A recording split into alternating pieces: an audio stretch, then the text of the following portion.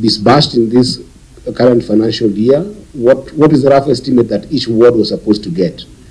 Then the last question would be, what is in this financial year, is there the same anticipation of the same funds, or is there a different amount that is anticipated from the same donor? And your executive's contribution, what is it?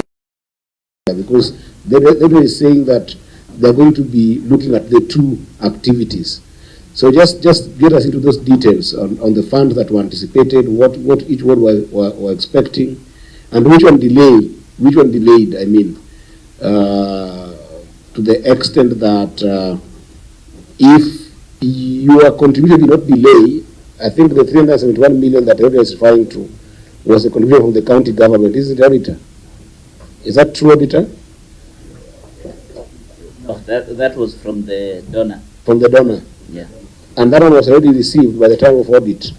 Yes. Yeah, so was that to all the wards?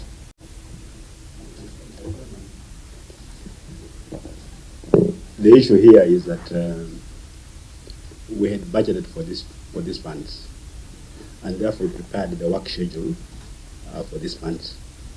That's what the auditors saw when they came for audit. The problem is that we did not have the money. Where the money was coming from the donor. We received the money after the closure of the financial year. Actually, after 31st of November, of May. How much was the money? You cannot make any. Are they supposed to be 234 million? How much? Donor. Still 34 million? From the World Bank. 113. So, Chairman, if you look at our report on page 39, all the way to 39, sorry, from page 115, all the way to the last page, it shows the disbursements. As per that schedule we had developed, we are waiting for the funds. The funds have since been disbursed. So it means for the auditors now to come and confirm, on the ground, to confirm that indeed these funds have been disbursed. But we have a record here on how we disbursed funds when we received them. I think that's very straightforward, because even if we belabor on this, the only time we can be able to fully confirm this is in the next audit cycle. Yes. I think that's how this happens, right?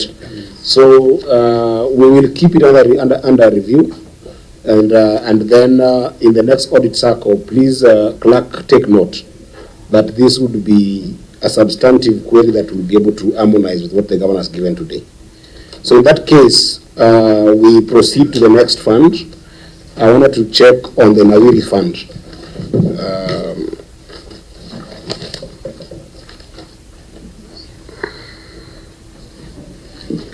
So the Nawiri fund, Auditor, I think because we had canvassed around the issues of unsupported depreciation and amortization expenses, inaccuracies,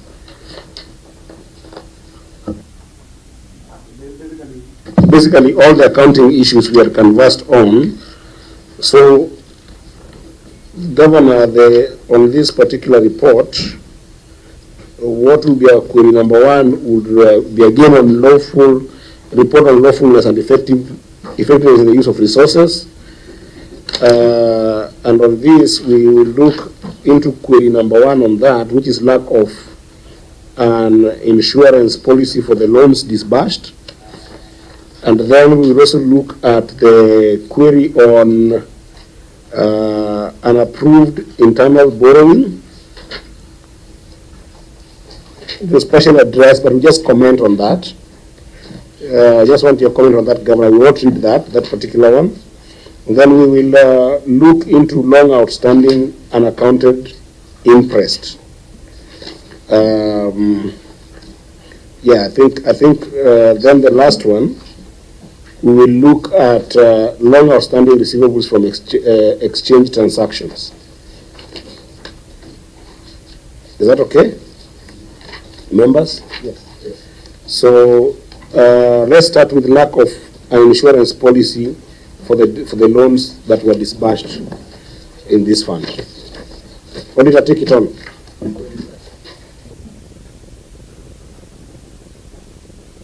That will be the query. If you look under report on lawfulness and effectiveness in the use of resources, it's the first query under that. Auditor.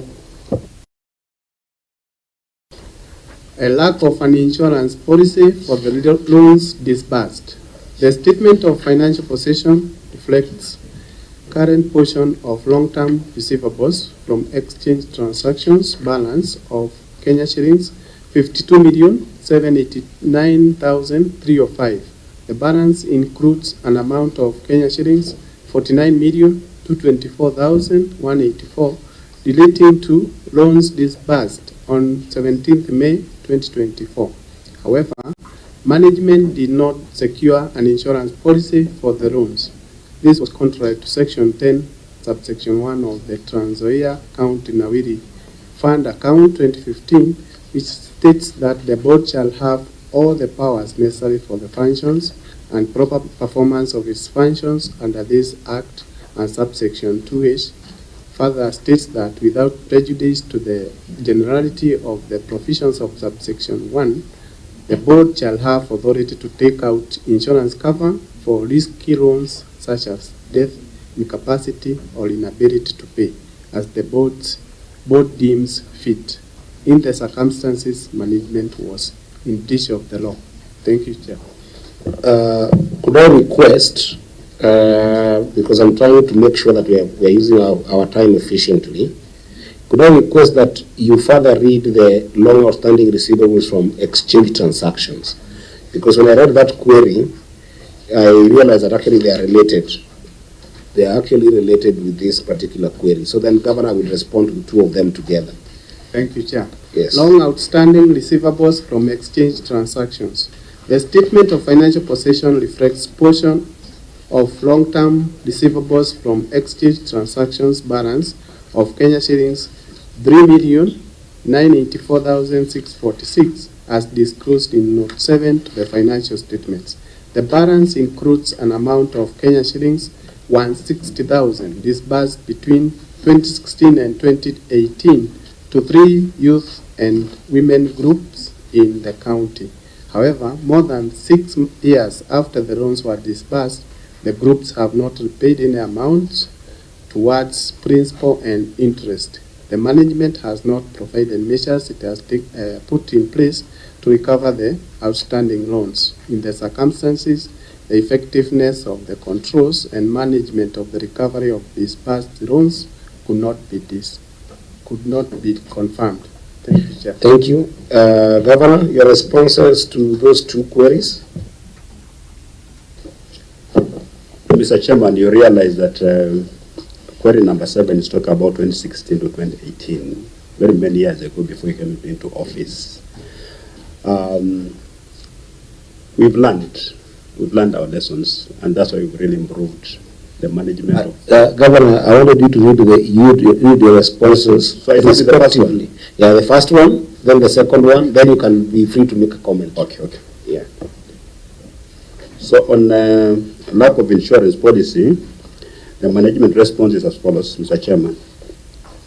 For the reference period, the Trans Nzoia County Nawiri Fund Board did not consider loans issued out through Nawiri Fund as risky, and therefore resolved not to insure. Following the prior year's experiences, Nawiri program was redesigned to mitigate the inherent risk of default by loanees through the adoption of a loaning strategy that is tied to LPO/LSO financing, which is linked by the bank and IFMIS system to facilitate automatic recovery of loan amounts. However, the board, to conform with the law, the board intends to ensure that all future loans issued are insured in accordance with the provisions of the Act. We've put an Appendix 3, which is an extract of the minutes of the board discussing the issue of the loan. And and of course Appendix 4, which is a design of the loan agreement form. So, Mr. Chairman, the remarks I wanted to add. Next, read the next. The next one. The next one, then you can make the comments together, because they are very related. On the long outstanding receivables from the exchequer, from exchange transactions, the management response is as follows. The fund confirms the details of the outstanding receivables in table 1. Number 1, bus park, 8,000. 2, UMAC, we really sorted them out. Previously, of course, we'll give money to individuals and they'll just disappear. Or you give them to the groups, they default. But when you attempt to recover this money, especially around election time, I will many defaults around 2017. When people are told those were government funds, do not pay. Or an open start up and say, if I'm elected governor, I'll ensure that you don't pay.